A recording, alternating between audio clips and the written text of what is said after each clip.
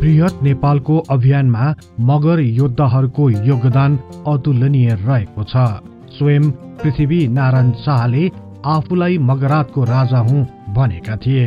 आफ्ना हरेक अभियानमा उनले मगर भारदारहरूलाई निकै विश्वासका साथ समेटेका थिए। यिनै मगरहरूकै सन्तति सर्वजित राणा मगर महारानी राजेन्द्र लक्ष्मीको कार्यकालमा प्रथम काजी बन्न सफल भए। तर प्रथम काजी भएको केही महिना पछि नै उनको हत्या गरियो। प्रथम काजी सर्वजित राणाको हत्या किन गरियो, उनको हत्या कसले गर्यो, यस बारे आजको कार्यक्रममा चर्चा गर्नेछौं। विश्वास छ सदाझै यो कार्यक्रमलाई पनि उत्तिकै मन पराइदिनुहुनेछ।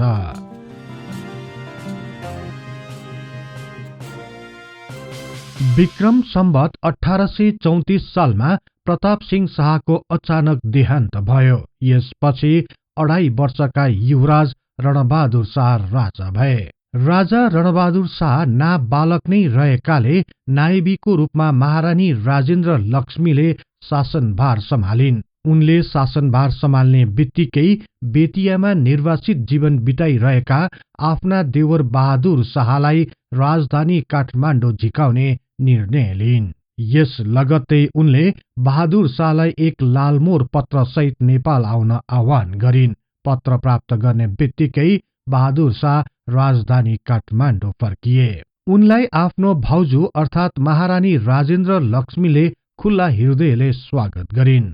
बहादुर शाहको आगमनसँगै महारानी राजेन्द्र लक्ष्मीका विरोधीहरू चुप लागेर बस्न बाध्य भए। यसपछि देवर भाउजू मिलेर राज्य सञ्चालन गर्ने सम्बन्धमा उनीहरू लागि परे। बहादुर शाह आफ्ना पिता पृथ्वी नारायण शाहको अभियानलाई निरन्तरता दिन चाहन्थे। यही कारण पनि उनले सैनिकहरूलाई साथमा लिएर पश्चिमी अभियानमा निस्कने योजना बनाए। बिस्तारै बहादुर शाहले नेपाली सेनाभित्र आफ्नो प्रभावलाई विस्तार गर्दै लगे। पुराना कर्मठ सेनानायक तथा योद्धाहरू बहादुर शाहलाई खुलेर समर्थन गर्न थाले। त्यस्तै बहादुर शाहका काका अर्थात चौतरिया दलजीत शाहले पनि शासन सत्तामा विशेष दखल दिन थाले।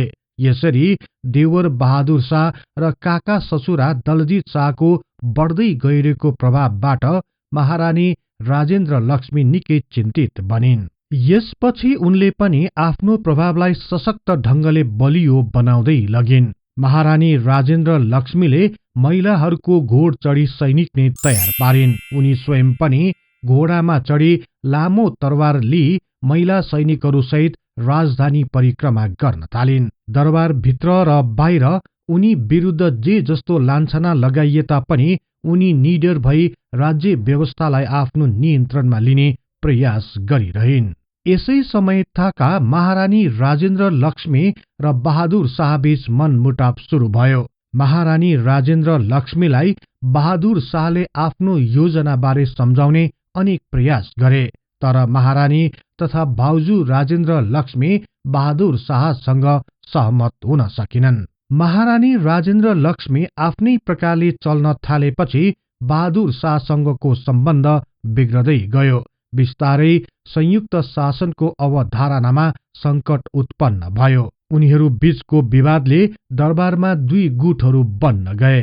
बहादुर शाहको पक्षमा वंशरज पाण्डे, दामोदर पाण्डे, गजराज मिश्र, अभिमान सिंह बस्नेत, रामकृष्ण कुँवर, अमरसिंह थापा, चौतरिया दलमर्दन शाह, दलजीत शाह आदि थिए भने महारानी राजेन्द्र लक्ष्मीको समूहमा स्वरूप सिंह कार्की, सर्वजित राणा, परशुराम थापा लगायतकाहरू थिए। यसरी दुई गुटहरूमा विभाजित भएपछि महारानी राजेन्द्र लक्ष्मी र बहादुर शाह पक्षधर बीच शक्ति संघर्ष सुरु हुन गयो। यस लगत्तै राजेन्द्र लक्ष्मीले आफ्नो शक्तिलाई प्रभावकारी बनाउन नयाँ भारदारी सभा गठन गरिन्। उनको भारदारी सभामा सर्वजित राणा मगरलाई प्रमुख काजी बनाइयो। महारानी राजेन्द्र लक्ष्मीले सर्वजित राणालाई 81 प्रथम काजी बनाउँदा गोर्खाका पुराना भारदार इमानदार सेनानायकहरू राजेन्द्र लक्ष्मीसँग क्रुद्ध बने। यो विवादले बिस्तारै विकराल रूप लिँदै गयो। यसपछि महारानी राजेन्द्र लक्ष्मीले पुराना सैनिकहरू तथा बहादुर शाहलाई समेत पन्छाएर भारदारहरूको भिन्न गुट बनाउनतिर लागिन्। यसरी संयुक्त शासन चलेको केही महिना पछि नै उनीहरू बीचको सम्बन्ध निकै जटिल मोडमा पुग्न गयो।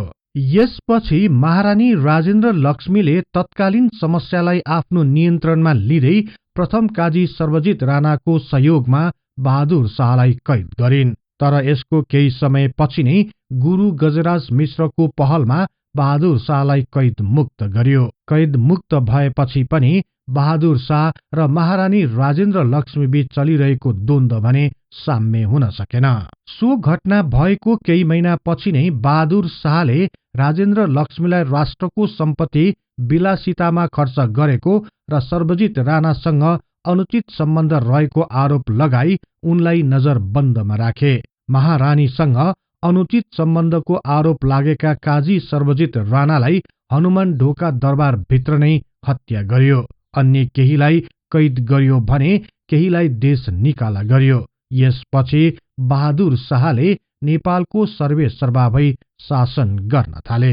सो घटनाको यही विवरण नै धेरैजसो इतिहासकारहरूले आफ्नो लेख तथा पुस्तकहरूमा लेख्ने गरेका छन्। यी घटनाहरू बहादुर शाह र महारानी राजेन्द्र लक्ष्मी बीचको द्वन्द्वकै कारण भए तापनि यसमा काजी सर्वजित राणा मगर नराम्ररी पिसिए। यही घटनालाई आधार मान्ने हो भने पनि के काजी सर्वजित राणा मगर दोषी थिए? के उनको महारानी राजेन्द्र लक्ष्मीसँग अनुचित सम्बन्ध थियो? यी प्रश्नहरूको बारेमा बेला बेलामा बहस हुने गरेको छ। यसबारे धेरैजसो इतिहासकारहरूले भने महारानी राजेन्द्र लक्ष्मी र काजी सर्वजित राणा बीच लगाइएको आरोप केवल एक षड्यन्त्र मात्र रहेको जनाएका छन्। हुन त यसअघि राजेन्द्र लक्ष्मी र बहादुर शाह बीच पनि यस्तै आरोप लगाइएको थियो। तर सो आरोपको सम्बन्धमा भने प्राय सबैजसो इतिहासकारहरूले अस्वीकार गरेका थिए। काजी सर्वजित राणाको सन्दर्भमा उनी सोझा र इमान्दार योद्धा रहेको र महारानीलाई सजाय दिलाउन उनलाई सो आरोपमा फसाइएको थियो। यसै विषयमा केही इतिहासकारहरूले एक भिन्न प्रसंग उल्लेख गरेका छन्। उनीहरूका अनुसार दलजित शाह र श्रीहर्ष पन्तले 4 जना दरबारमा काम गर्ने युवाहरूलाई आफ्नो पक्षमा पारी राजेन्द्र लक्ष्मी र सर्वजित राणा बीच अनैतिक सम्बन्ध रहेको बताउन लगाएका थिए। महारानी राजेन्द्र लक्ष्मीको बढ्दै गइरहेको शक्तिका कारण बहादुर शाह पक्षधर निकै सशंकित हुँदै गइरहेका थिए। यही कारण उनीहरूले यही षड्यन्त्र रचे र महारानीलाई हतकडी लगाउनुको साथै महारानीका सबैभन्दा नजिकका भारदार प्रथम काजी सर्वजित राणा मगरको हत्या गरिदिए। यो तथ्यलाई धेरैजसो इतिहासकारहरूले स्वीकार गरेका छन्। यसबाट के बुझ्न सकिन्छ भने काजी सर्वजित राणा मगर निर्दोष रहेको तर दुई पक्ष बीचको द्वन्द्वका कारण उनले आफ्नो ज्यान नै गुमाउनु पर्यो। काजी सर्वजित राणा मगरको मुख्य हत्यारा को थिए त भन्ने सन्दर्भमा पनि एक रूप त आउन सकेको छैन। कसैले बहादुर शाह भनेका छन् भने कसैले दलजित शाहको नाम लिएका छन्।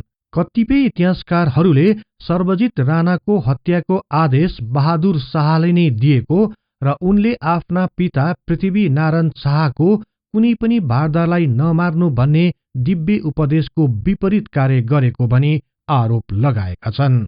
यसका साथै उनीहरूले बहादुर शाहले नै आफ्नो भारदारको हत्याको प्रचलन सुरु गरे भनी बताएका छन्।